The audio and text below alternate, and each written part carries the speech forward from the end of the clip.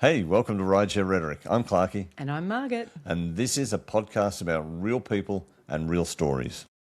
So, what's the story that we're talking about today? This is crazy. They're all crazy.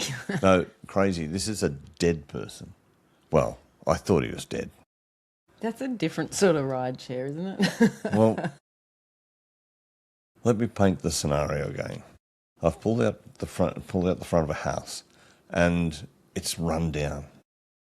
You know the typical rundown rental property. Yeah. Broken down car, on grass, just out of control. I'm sitting there waiting and waiting and waiting, and I'm thinking I'm going to cancel this and drive off. And all of a sudden, 3 people come out the front door. Mm-hmm. Now, the 3 people are 2 young guys, a guy and a girl, with an old guy between them, sort of dragging him out. Yep. And I thought, it's the last thing I need. I only drive during the day so that I don't get drunks. And I'm thinking, oh, this guy is a mess. And they're dragging him out. They get to the car and they open the back door. And they throw him in the back seat. So he just goes straight in the back seat. And I thought, oh, I'll come around and get in either side. But they didn't. They just yelled, take him to emergency, and slammed the door. Oh, no.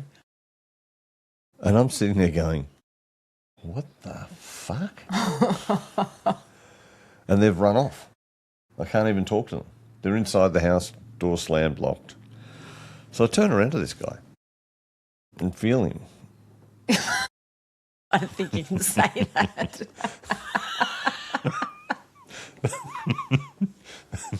I did. I reach around and touch him. That's not better. And I thought he was dead, but he was unconscious. He's clammy. Mm-hmm. And he's lying in the back seat, not making a sound. He's just lying there, and I'm going, what do I do with this guy? Yeah, what do you do? Do I just dump him back on the footpath? Or do I take him to emergency? So I swipe the app, and it says, go to the hospital. So I went, okay, I'll take him to the hospital. So I drive around there and I pull up in emergency.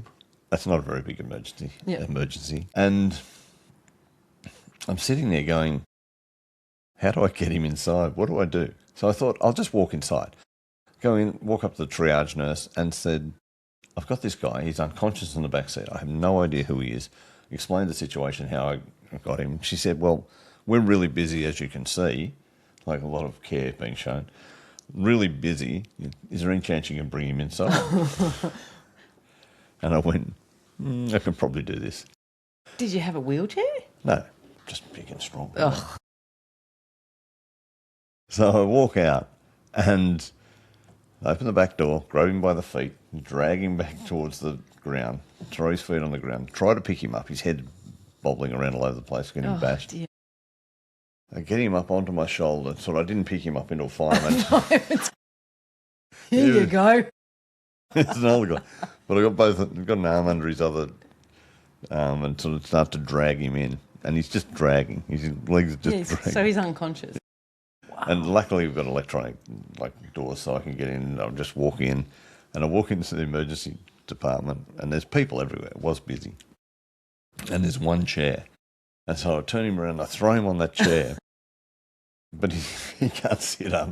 So he's fallen on 2 people that are sitting beside him. They panicked, jumped up, ran away, and he's sort of rolling on off the chair, and I'm pushing him back on, and I'm going, no, this is nuts. So the triage nurse saw that I was telling the truth. So she comes out and she goes, oh, we've got to get him out the back. No kidding. I said, it's fantastic. So I pick him up again, and I ask, can I get some help? Because he's heavy. And she goes, yeah, I'll get one of the nurses from out the back. So she comes out and we help him out and drag him out the back, lift him up onto a bed. And she turned around and said, thank you. And I went, really? That's all, that's it. Well, what are they supposed to do? You don't know who it is. Exactly. But I walked out. I thought they'd get my details. Like, who am I? I may have been the reason he's in that state. It could have been just a story I was Were telling. you? I'd been feeling him. And so I sort of stood around in the waiting area for a little while thinking, surely they've got to take my name and telephone number at least so they can contact me if he dies, because he could have died. If he died, they would have been able to work out how to contact you. No, they wouldn't have. No, I've lost. Gone. They're pretty clever. So it was a real shock for me, though, to find not many people are trained to look after that in that situation. Well, I don't think you were when you signed up to be a rideshare driver. In case a dead person or unconscious person gets thrown in your car, this is what you do. Exactly. Not sure there's a procedure for Well, that. maybe what I should have done was leave him be with him on the nature trip and call an ambulance. That may have been the Well, no, sensible thing that's to what whoever that came and threw him in the car probably should have done. And there's probably a reason they didn't do that. They Yeah. didn't want an ambulance there. Even though I will say paramedics are the most incredible people I meet. I have used them many times and I find them, not for me, but for other people. And I find them the most non-judgmental and caring people. Well, they are. Yeah, absolutely. Yeah. I've seen two young people around the streets from time to time, and they are, and I don't mean to be judgmental, but if you're going to pigeonhole somebody, they were the archetypical drug Yeah, and users. that's probably the reality, and that does put fear in people. And yet, every paramedic that I've met they deal with that on a daily basis. They don't judge it. They just genuinely try and help the person. However, for you, maybe it was actually quicker for you to get them there. Oh, it was way get quicker. That person there. Yeah, I was there within a few minutes. So I wonder what happened to him. Well, I have no idea. No idea. Nope. I don't think I got a 5-star rating. Wow. Did you get a tip? Yeah, it was a situation that I don't really want to go through again, although I have had another situation where a guy collapsed, but I'm not going to talk about that in this episode. Well, these are the adventures of rideshare driving, aren't they? Yeah. And the responses that we have as humans to that. Anyway, it's entertaining. So who knows, maybe you saved a life, May have. but maybe not. He could be dead. No, I hope not. I hope not either. Yeah. He seemed a nice enough old guy.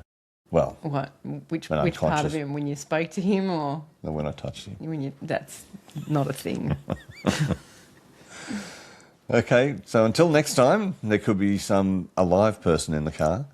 So if you like these episodes, follow, like, subscribe, all those little things that are really important for the future of this podcast. And until next time, speak soon. Speaks.